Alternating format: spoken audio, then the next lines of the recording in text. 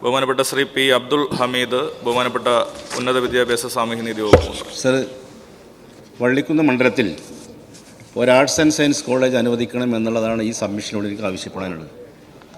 ഈ സഭയിൽ രണ്ടാമത്തെ പ്രാവശ്യമാണ് ഞാൻ ഈ സബ്മിഷൻ ഉന്നയിക്കുന്നത്.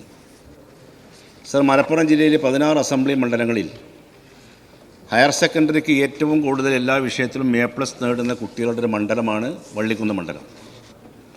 ഉന്നത പഠനത്തിന് യാതൊരു സൗകര്യങ്ങളുമില്ല.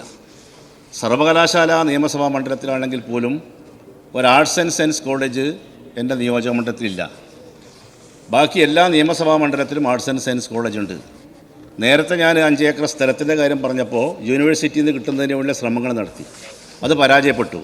ഇപ്പോൾ വള്ളിക്കുന്ന് പഞ്ചായത്ത് തന്നെ അത് കോളേജ് തുടങ്ങുന്നതിനാവശ്യമായുള്ള സ്ഥലം കണ്ടെത്തിയിട്ടുണ്ട്. അത് മന്ത്രിയോട് പറഞ്ഞിട്ടുണ്ട്.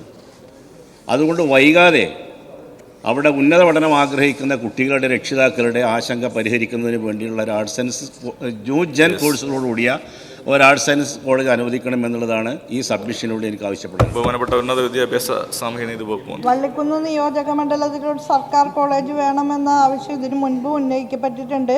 പക്ഷേ വള്ളിക്കുന്ന് നിയോജക മണ്ഡലത്തിൽ സർക്കാർ ഭൂമിയോ പുറമ്പോക്ക് ഭൂമിയോ നിലവിൽ ലഭ്യമല്ല. കോഴിക്കോട് സർവകലാശാലയുടെ ഭൂമി ലഭ്യമാക്കുന്ന കാര്യം പരിശോധിച്ചിരുന്നെങ്കിലും അനുകൂലമായ തീരുമാനം സർവകലാശാലയുടെ ഭാഗത്തുനിന്ന് ഉണ്ടായിട്ടില്ല.